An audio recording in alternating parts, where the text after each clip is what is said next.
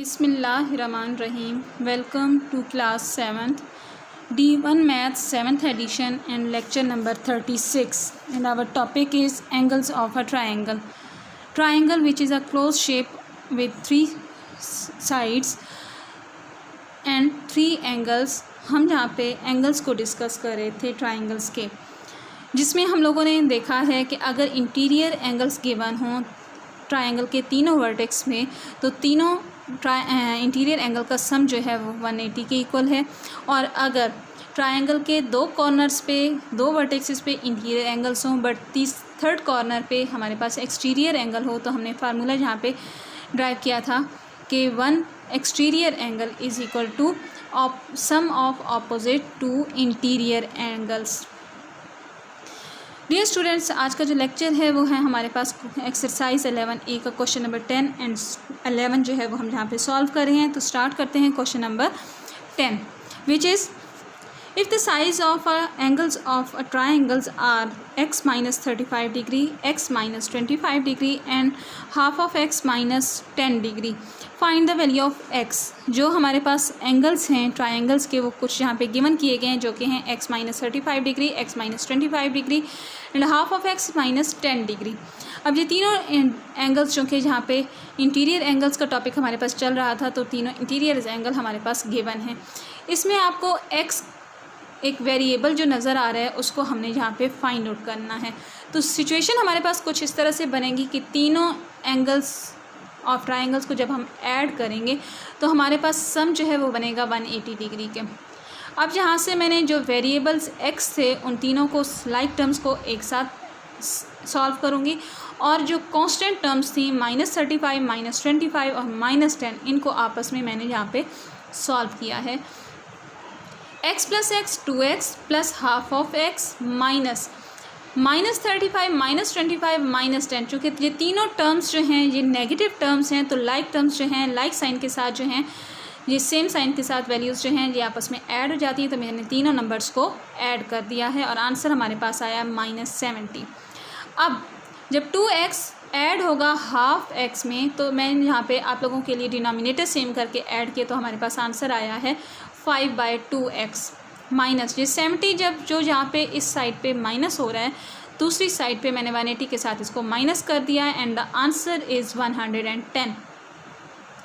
अब x के साथ ये जो कोफिशिएंट 5/2 मीन 5 जो है x के साथ मल्टीप्लाई हो रहा है और 2 जो है डिवाइड हो रहा है, तो जब उसको दूसरी साइड पे शिफ्ट करेंगे तो ये फ्रैक्शन जो है रेसिप्रोकल हो जाएगा कि यहाँ पे 5/2 है तो यहाँ पे 2/5 हो जाएगा, यानी 2 मल्टीप्लाई हो जाएगा और 5 जो है वो डिवाइड हो जाएगा। After solution x is equal to 44 which is the answer of our question. हमने x की वैल्यू फाइंड आउट करनी थी, ये हमारे पास हो चुकी है। Next question is question number 11। In triangle ABC, हमारे पास एक ट्राइंगल ABC गिवन है जो जहाँ पे ड्रॉ नहीं हुई हुई, हमने जहाँ पे ड्रॉ कर दी है यहाँ पे, and given is BAC। A vertex पे कैप बनी हुई है, इसका मतलब है A वर्टेक्स में हमारे पास एंगल गिवन होगा 50 डिग्री का, एंड BCA C पे कैप बनी हुई है, इसका मतलब है C कॉर्नर पे हमारे पास एंगल होगा 26 डिग्री का। फाइन, फर्स्ट पे हमने ABC मीन B पे कैप बनी हुई है, B का जो थर्ड एंगल है वो हमने फाइंड आउट करना है। And the second question part is if AB is produce to D, अगर AB वाली साइड जो ट्राइंगल की उसको हम एक्सटेंड कर दें D पॉइंट तक, find the value of CBD। B पे फिर भी कैप है लेकिन उसकी वन आर्म जो है वो C की तरफ जानी चाहिए और दूसरी आर्म जो है वो D की तरफ होनी चाहिए। तो यहाँ पे इसको स्टार्ट करते हैं। चूँकि हमारे पास गिवन जो था वो ABC वर्टेक्सेस पे एंगल गिवन थे, तो हमने यहाँ पे सबसे पहले आप लोगों की सहूलत के लिए यहाँ पे एक ट्राइंगल ABC जो है जहाँ पे ड्रॉ कर दी है। अब गिवन है कि A कॉर्नर पे A वर्टेक्स पे एंगल जो था वो 50 डिग्री का है एंड C वर्टेक्स पे 26 डिग्री का है। हमने B वर्टेक्स का जिसकी एक आर्म A की तरफ है और दूसरी C की तरफ है, तो जो B कॉर्नर बन रहा है वो है, उसको मैंने शॉर्ट फॉर्म में आंसर दिया है x का, तो मैं जहाँ पे x इसको मार्क कर देती हूँ। अब चूँकि आपको पता है मैंने जहाँ पे इसके लिए आप लोगों के लिए हिंट लिख दिया है, इसको आगे फर्दर आप खुद सॉल्व कर लीजिएगा कि ट्राइंगल के तीनों कॉर्नर्स जो हैं अब आप लोगों के सामने, जिसमें एक अननोन है x, तो आप यहाँ पे इसको इस तरह से सॉल्व कर सकते हैं कि x plus 50 degree plus 26 degree, तीनों कॉर्नर्स पे जो मौजूद एंगल्स हैं उनका सम आपको 180 डिग्री मिलेगा। यहाँ से आप 50 और 26 को आप 180 के साथ सॉल्व करेंगे और यहाँ से x की वैल्यू फाइंड आउट कर लेंगे। Second part is A B is produce to D, कि ए बी वाली जो साइड है मेरे पास जे बेस में, आप इसको एक्सटेंड करें, थोड़ा सा आगे की तरफ बढ़ाएं पॉइंट डी तक। मैंने कुछ इस तरह से बढ़ा दिया डॉटेड लाइन के साथ। अब यहाँ पे आपके पास जो एंगल है वो है कुछ इस तरह से कि सी बी और डी। बी वर्टेक्स पे आपके पास एंगल होना चाहिए और इसकी एक साइड सी होनी चाहिए, दूसरी साइड डी की तरफ होनी चाहिए। तो ये दरमियान में एंगल जो है जी, इसको मैंने वाई मार्क कर दिया, इसको हम वाई का नाम देंगे शॉर्ट फॉर्म में। तो यहाँ पे मैंने इसको वाई का नाम दिया कुछ इस तरह से।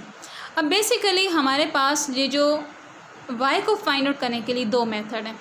फर्स्ट मेथड में हम यहाँ पे देखें, आपको नज़र भी आ रही होगी कि x और y ये स्ट्रेट लाइन पे एंगल्स जो हैं ये बन रहे हैं। तो हम x plus Y is equal to 180 degree, ये स्ट्रेट लाइन को यूज़ करते हुए जब हमारे फर्स्ट पार्ट में से x की वैल्यू फाइंड आउट हो जाएगी तो हम इसमें x की वैल्यू पुट कर देंगे और y की वैल्यू फाइंड आउट कर लेंगे स्ट्रेट लाइन को यूज़ करते हुए।